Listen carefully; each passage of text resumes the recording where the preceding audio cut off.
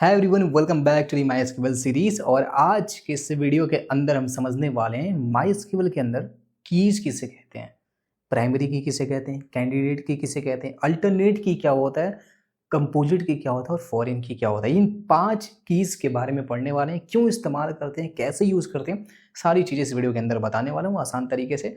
तो चलिए वीडियो को स्टार्ट करते हैं। अभी हम कीज समझने वाले यार। देखो यार, हमारी जिंदगी में कीज का बहुत इंपॉर्टेंट रोल होता है। लोग कहते हैं ना, discipline is the key of success. तो वैसे ही डेटाबेस में कीज का बहुत इंपॉर्टेंट रोल होता है। ये कुछ 4-5 तरह की कीज होती हैं जो लोगों को बहुत ज़्यादा परेशान करती है। एट द टाइम जब मैं इसको पढ़ रहा था, उस टाइम पे मुझे खुद ही नहीं समझ में आता कीज क्या होता है। तो बहुत ज़्यादा बकवास न करते हुए मैं आपको काफ़ी सिंपल लैंग्वेज में 5 कीज आसानी से समझा दूंगा और गारंटी देता हूँ समझ में आ जाएगा। बाकी तो टेलीग्राम और कमेंट बॉक्स आपके लिए है ही। Well, let's get started. सबसे पहले हम समझते हैं कीज क्या होते हैं। उससे पहले मैं आपको एक टेबल दिखाना चाहता हूँ। इस टेबल को ध्यान से देखो, ठीक है। इस टेबल में हमारे पास कुछ कॉलम्स हैं। नेम कॉलम है, ईमेल है, जेंडर है, एनरोलमेंट नंबर है, एडमिशन डेट है। अच्छा, अब इस कॉलम के अंदर मैं आपसे पूछता हूँ, ऐसे कौन से कॉलम्स हैं जिसे हम एट्रीब्यूट्स भी बोलते हैं। तो ऐसे कौन से एट्रीब्यूट्स हैं जिनकी वैल्यू कभी डुप्लीकेट नहीं हो सकती। डुप्लीकेट मतलब कि वो वैल्यू दोबारा नहीं आ सकती, या दो लोग का वो वैल्यू सेम नहीं हो सकता। जैसे वैल्यूज़ की बात करें तो जैसे अमन है, सुमित है, महेश है, सूर्य, ये सब वैल्यूज़ हैं, ठीक है। तो किस कॉलम का डेटा दो लोगों का सेम नहीं हो सकता, एकदम यूनिक रहेगा। अब ध्यान से ज़रा सोचो और बताओ। अब मुझे पता है कुछ लोग को आंसर मिल गया होगा। तो हम अगर बात करें इनरोलमेंट नंबर की, कोई भी स्टूडेंट हुआ, भले ही कोई भी स्टूडेंट हुआ, प्रिंसिपल हुआ, एमडी हुआ, डीन हुआ, किसी का लड़का हुआ या मिनिस्टर का भी लड़का हुआ, दो लोगों का इनरोलमेंट नंबर कभी सेम नहीं हो सकता। ये जानते हैं हम लोग, ठीक है। मतलब ये वाला जो कॉलम है वो बहुत यूनिक रहेगा। आई बात समझ में? चलो ठीक है, अच्छी बात है। अच्छा, नेम की अगर हम बात करें तो बोलोगे भैया नेम तो सेम हो सकता है, क्योंकि हमारे क्लास में तो 4 सूरज अवेलेबल रहते हैं, ठीक है। तो ये कॉलम जो है वो कॉलम हमारा क्या हो सकता है, ये डुप्लीकेट हो सकता है।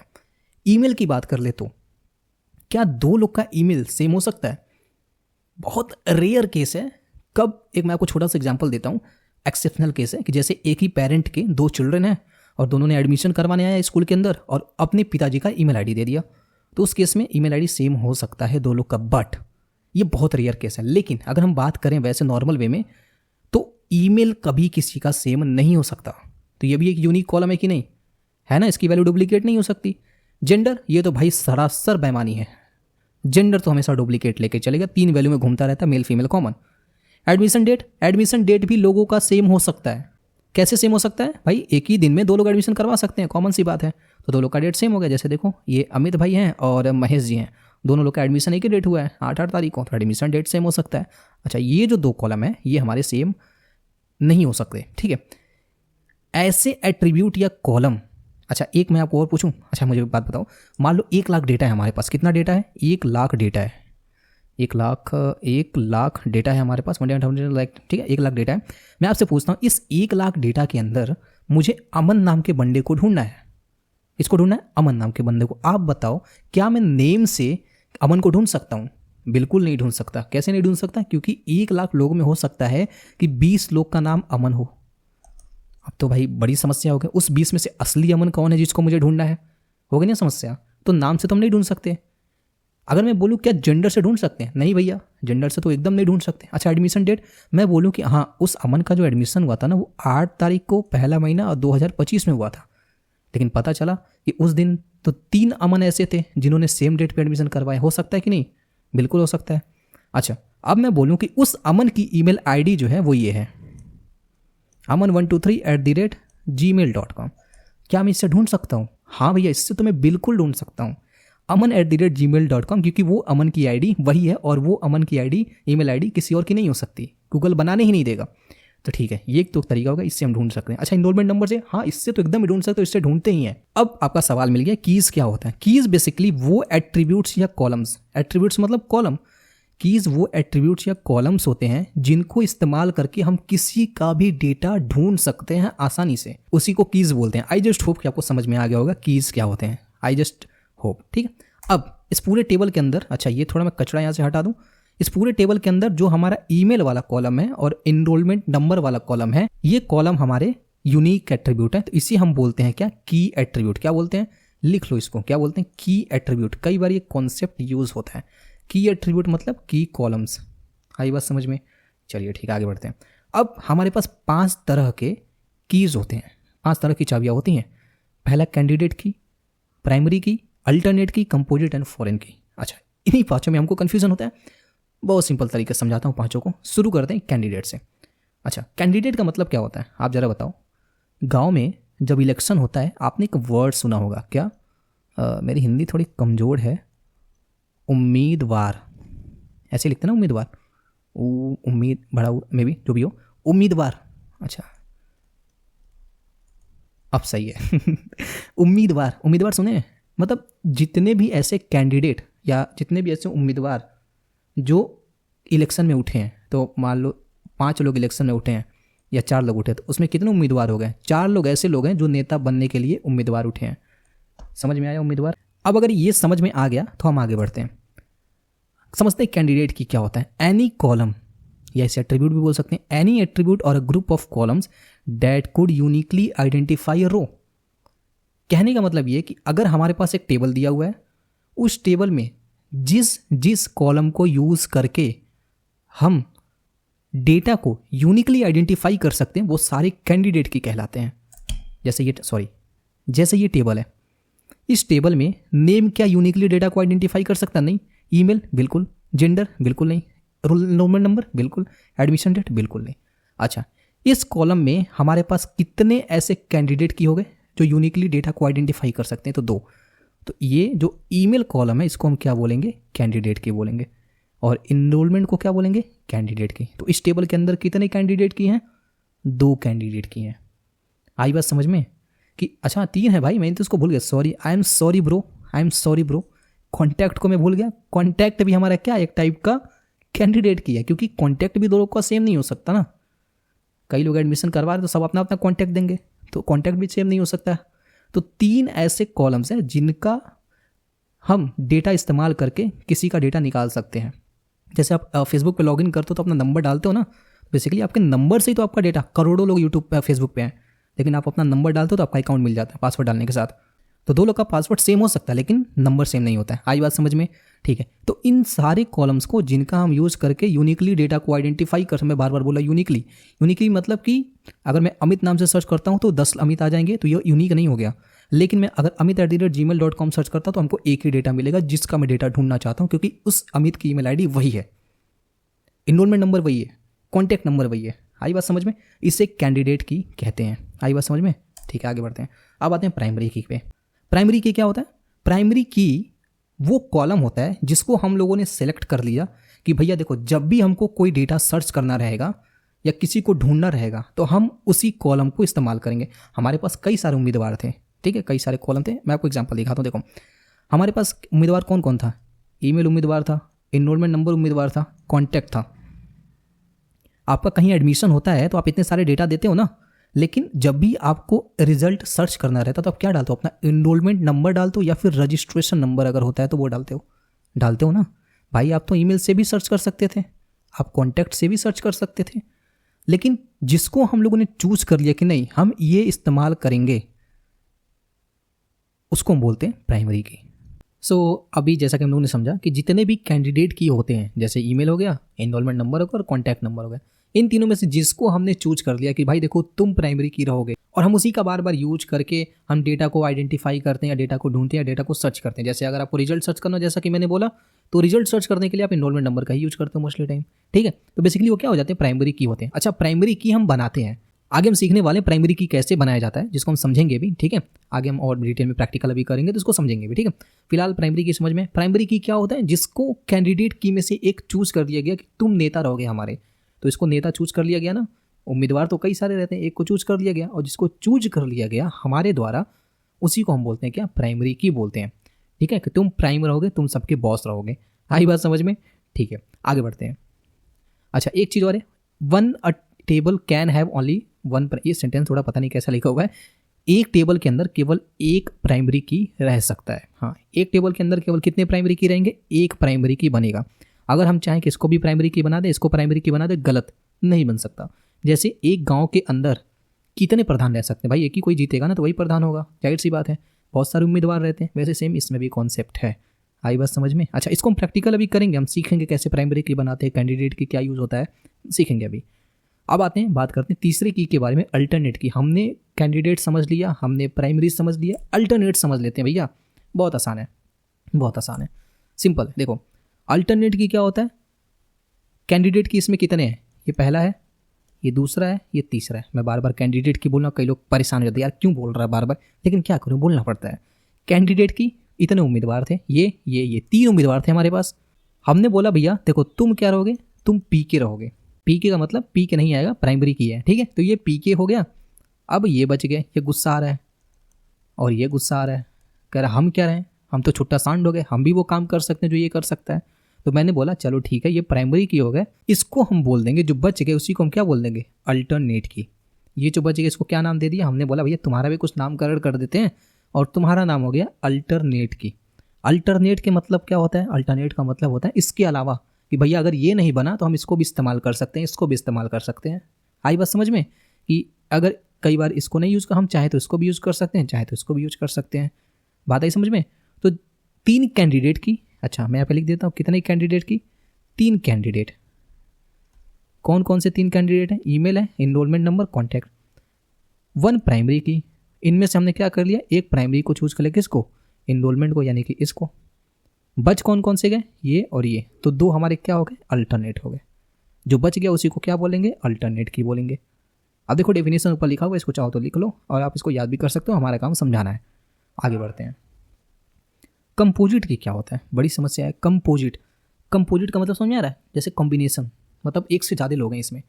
कई बार हमारे टेबल में क्या होता है, ऐसे कुछ चीज़ें होती हैं, मतलब ऐसे कॉलम्स होते हैं जिनकी मदद से हम इस्तेमाल करके हम डेटा को नहीं निकाल सकते। ऐसा कोई यूनिक कॉलम ही नहीं होता है। अच्छा ये कौन सा कॉलम है, मैं आपको बताता हूँ। जैसे मान लेते हैं कि क्लास में जो अटेंडेंस होता है ना, अटेंडेंस, ध्यान से समझना, क्लास में अटेंडेंस है। अटेंडेंस में हमने यहाँ पे लिखा स्टूडेंट की आईडी, ठीक है, स्टूडेंट आईडी हो गया।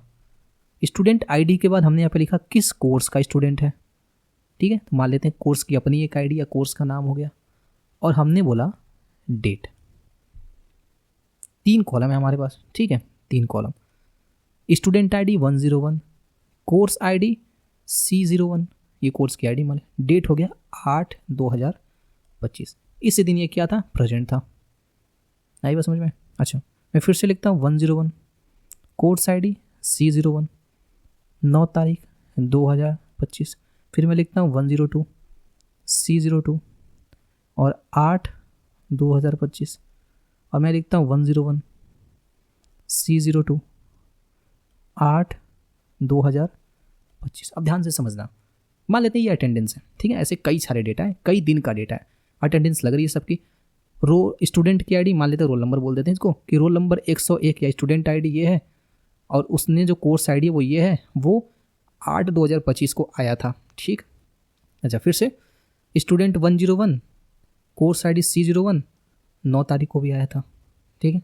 अच्छा स्टूडेंट 102, कोर्स C02, वो भी 8 तारीख को आया था, ये दूसरा स्टूडेंट हो गया।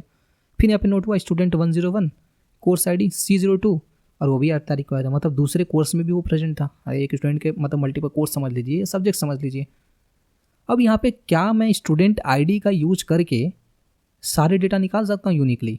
पहली बात तो की का एक एट्रीब्यूट होता है, जब भी की बात होगी वहाँ हमेशा बात होगी यूनिक वैल्यू की। किसकी बात होगी?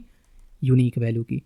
तो क्या इस कॉलम में यूनिक वैल्यू है? नहीं भैया, ये रिपीट हो रहा है। इस कॉलम में क्या यूनिक वैल्यू है? नहीं, ये और ये रिपीट हो रहा है। क्या इस कॉलम में यूनिक वैल्यू? नहीं, ये और रिपीट हो रहा है। ये 9 तारीख भी कई बार रिपीट होगा कई लोग का। अब यहाँ पे समस्या हो गई कि जब हमारे पास ऐसा कॉलम है ही नहीं जिसको हम प्राइमरी की बना सकें, तो उस केस में अगर हमको किसी का डेटा निकालना होगा तो कैसे निकालेंगे? तब ऐसे केसेस में हम क्या करते हैं, हम 2 कॉलम को ज्वाइन करके यूनिक कॉलम बनाते हैं। कैसे? ऐसे देखिए, हम क्या करें, इस कॉलम को और इस कॉलम को एक साथ ले लें। मैं बोलता हूँ स्टूडेंट 101 8 तारीख 2025 को क्या प्रेजेंट था? मुझे इसका डेटा चाहिए 101 और 8/2025। तो क्या यूनिक डेटा निकल सकता है? तो आप बोलोगे भैया इसमें कैसे निकल सकता है, क्योंकि यहाँ भी 101 है। अच्छा 2 कॉलम को यहाँ भी 101 है 825, और यहाँ भी 101 है और यहाँ 8/2025। नहीं निकल सकता, तो फिर क्या करें? चलो अगर इससे नहीं निकल रहा है तो हम इन दोनों कॉलम को मिलाते हैं। क्या अब निकल सकता है? अब ध्यान से देखो, क्या 101 और C01 दोनों एक साथ कितनी बार आए हैं? आप बोलोगे भैया ये एक बार आया है, यहाँ भी एक बार आया है, अभी भी समस्या हो गई ना, तो दो कॉलम से भी नहीं निकल रहा है। अब मान लेते हैं इसके अलावा हमारे पास कुछ और कॉलम है, जैसे कि यहाँ पे अटेंडेंस मान लेते हैं,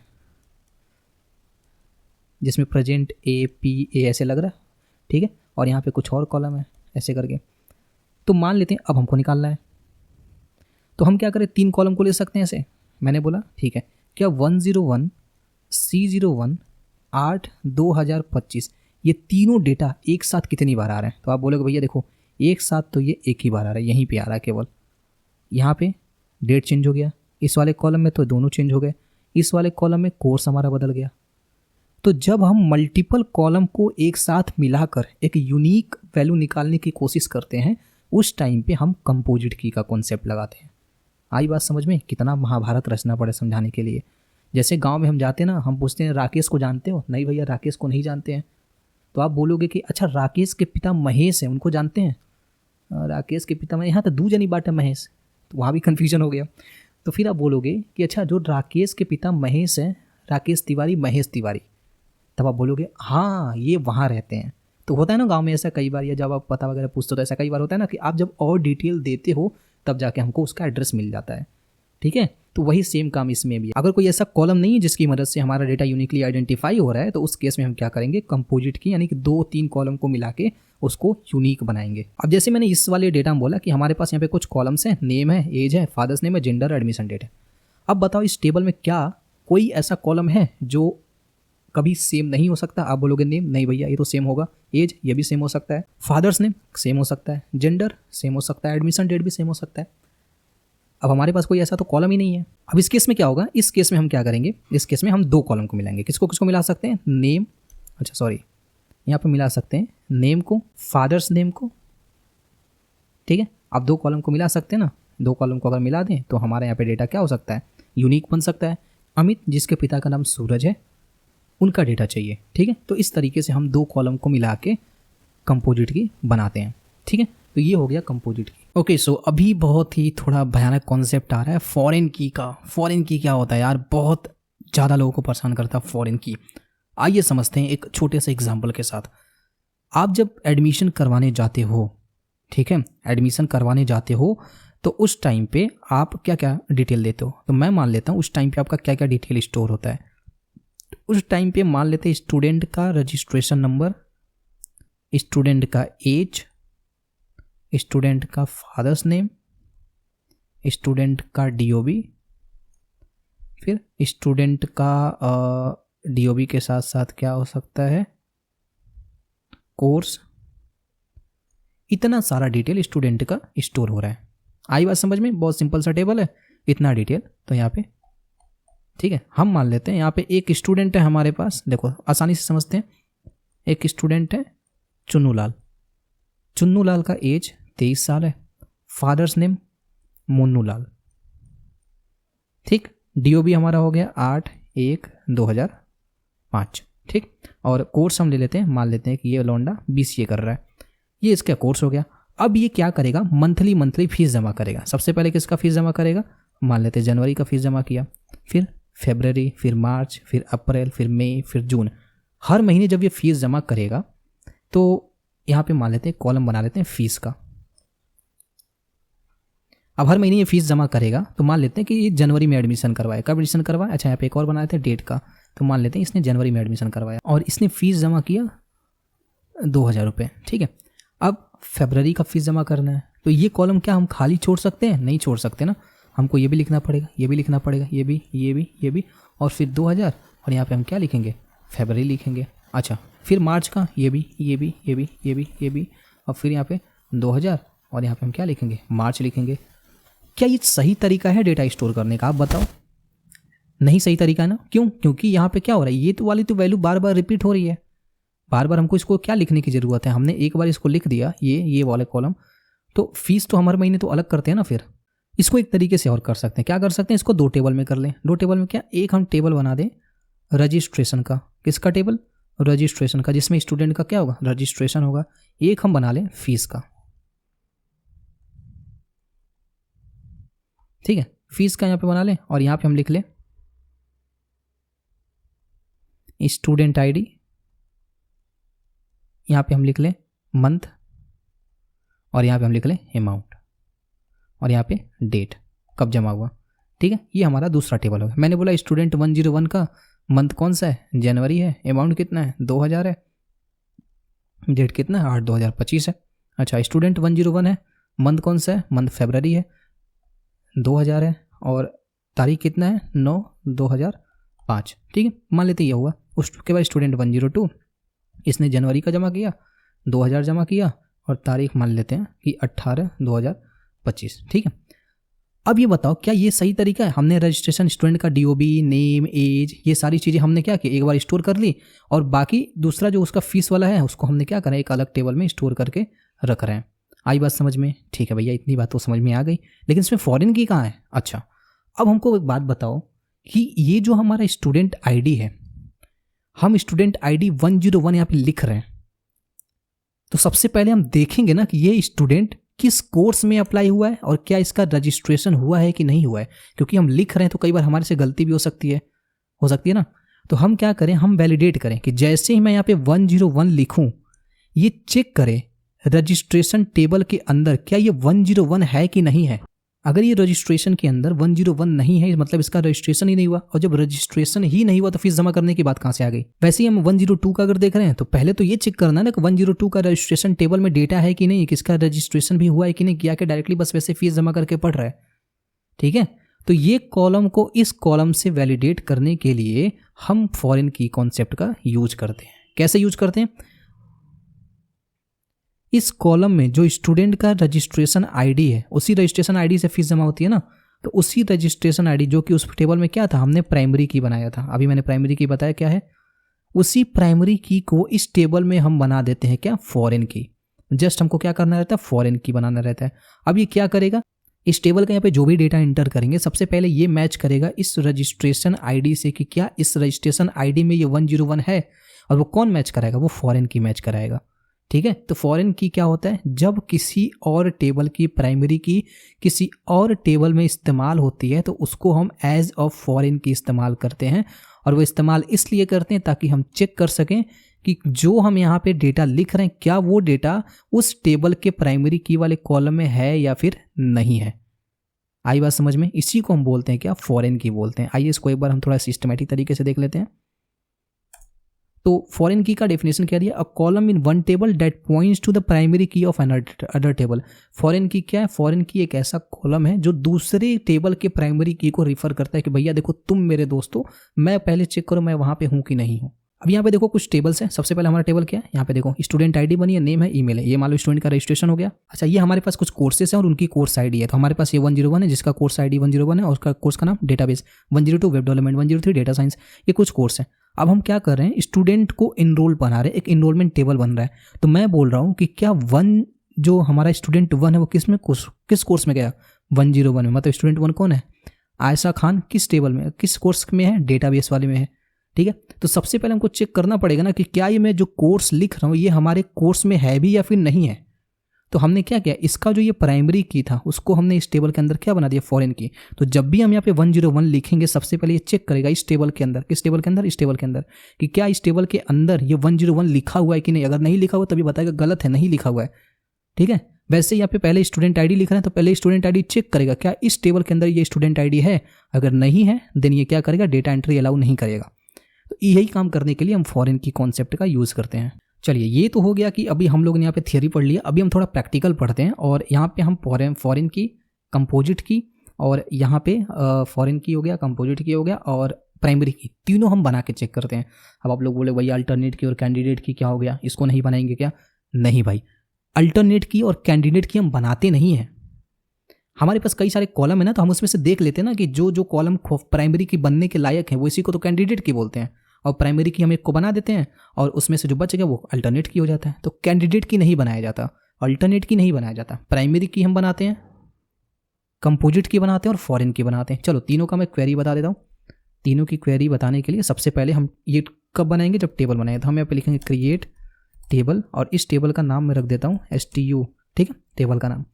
अब यहाँ पे कॉलम का नाम लिखते हैं, तो यहाँ पे हम लिख लेते हैं REGISTRATM रजिस्ट्रेशन नंबर, ठीक है। रजिस्ट्रेशन नंबर का डेटा टाइप मैं दे देता हूँ इंट डेटा टाइप, ठीक है। और रजिस्ट्रेशन नंबर हमारा एक ऐसा डेटा है जिसको हम यूज करके सारे कॉलम को आइडेंटिफाई कर सकते हैं, जिसको हम क्या बोलेंगे, इसको हम बोल देंगे प्राइमरी की। अच्छा, अगर इसको हम प्राइमरी की बना रहे हैं देन इस कॉलम में हम डुप्लीकेट वैल्यू एंटर नहीं कर सकते। जैसे ही एंटर करेंगे तुरंत एरर बताने लगेगा, ठीक है। अब यहाँ पे हम नेम बना लेते हैं, इसका डेटा टाइप दे देते हैं var char 50। अच्छा, इसको मैं नीचे कर लेता हूँ। नेम के बाद हम यहाँ पे एज बना लेते हैं, इसका डेटा टाइप इंट देते हैं, बस 3 कॉलम रखते हैं, ठीक है। तो ये बेसिकली हमारा क्या हो गया, प्राइमरी की हो गया। तो ऐसे हम प्राइमरी की बनाते हैं, डेटा टाइप क्या गया, ऐसे प्राइमरी की लिख देते हैं। अब इसको मैं रन कराता हूँ, देखिए रन कराया, हो गया। और जावा के अंदर हमारे ये डेटाबेस सेलेक्ट था, इसके अंदर आते हैं और इसको मैं खोल के देखता हूँ और यहाँ पे मैं इसको रिलोड करता हूँ। देखो STU नाम का हमारे पास टेबल बन गया इस तरीके से, ठीक है। अच्छा, ये तो हमारा हो गया क्या, ये तो हमारा हो गया प्राइमरी की। अब फॉरेन की बनाने के लिए, अच्छा फॉरेन की बनाने के लिए हमारे पास एक दूसरे टेबल का प्राइमरी की होना चाहिए। तो मान लेते हैं यही हमारा स्टूडेंट वाला है जिसके अंदर हमने रजिस्ट्रेशन नंबर को क्या बनाया था, इसी रजिस्ट्रेशन नंबर को हमने बनाया था प्राइमरी की। हम दूसरे टेबल में इसको फॉरेन की बनाते हैं, कैसे, एक इनरोलमेंट नाम का हम टेबल बना लेते हैं। तो हम लोग बोलेंगे क्रिएट टेबल इनरोल, इसके अंदर हम लिख लेते हैं इनरोल ID और इसका डेटा टाइप इंट दे देते हैं। इसको भी हम बना लेते हैं प्राइम, ये इस टेबल की प्राइमरी की है। अब यहाँ पे हम लिख लेते हैं स्टूडेंट ID, स्टूडेंट ID हो गया, इसका डेटा टाइप इंट दे देते हैं। एक बात का हम ध्यान रखेंगे कि हम जो यहाँ पे स्टूडेंट ID लिख रहे हैं उसका जो डेटा टाइप दे रहे हैं हम इसी को क्या बनाने वाले, स्टूडेंट ID क्या है, इसके अंदर का जो रजिस्ट्रेशन ID है उसी को हम इसके अंदर क्या बनाएंगे, फॉरेन की। अगर आपको कन्फ्यूजन हो रहा है तो हम इसी को रजिस्ट्रेशन ID या रजिस्ट्रेशन नंबर लिख लेते हैं, ठीक है। तो इसका डेटा टाइप हम सेम रखेंगे, जो जिसके इस टेबल के अंदर जो हमने प्राइमरी की बनाया था उसी को इसके अंदर हम फॉरेन की बनाने वाले हैं। तो इस रजिस्ट्रेशन नंबर का जो हम डेटा टाइप रखे थे वही सेम डेटा टाइप हम जब उसको फॉरेन की बनाएंगे तो उस वाले टेबल में भी रखेंगे, ठीक है। तो ये हमारा रजिस्ट्रेशन ID हो गया, इसका डेटा टाइप मैंने इंट दे दिया, ठीक। और यहाँ पे इनरोलमेंट हो गया और यहाँ पे हम लिख लेते हैं कोर्स नेम, इसका हम दे देते हैं var char और इसका दे देते हैं 40 साइज, ठीक है। अब अभी तक तो मैंने नॉर्मल क्वेरी लिखी, अब इसको फॉरेन की बनाने के लिए हम यहाँ पे लिखेंगे क्या, फॉरेन की, FOREIGN फॉरेन की। अच्छा, किसको फॉरेन की बनाना चाहते हैं, इस वाले कॉलम को हम फॉरेन की बनाना चाहते हैं। आई बात समझ में। इस वाले फॉरेन की को बनाने के साथ साथ हमको ये बताना पड़ेगा कि ये फॉरेन की जो हम बना रहे हैं इसको, ये किस टेबल के डेटा से मैच करेगा। तो यहाँ पे लिखेंगे रेफरेंसेस, क्या लिखेंगे, रेफरेंसेस। रेफरेंसेस के बाद हम उस टेबल का नाम लिखेंगे। तो हमारे टेबल का नाम क्या था, STU था,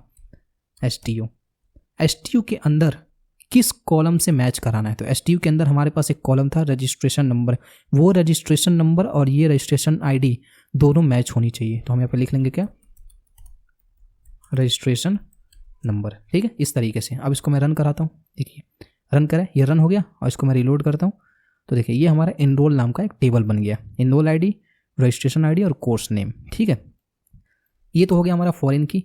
ऐसे ही अगर हमको यहाँ पे कंपोजिट की बनाना रहेगा तो मान लेते हैं कंपोजिट की बनाने के लिए यहाँ पे कुछ हम डेटा ले लेते हैं, जैसे कि यहाँ पे हम लिख लेते हैं क्रिएट टेबल, टेबल का नाम डेमो, ठीक है, डेमो रख लेते हैं।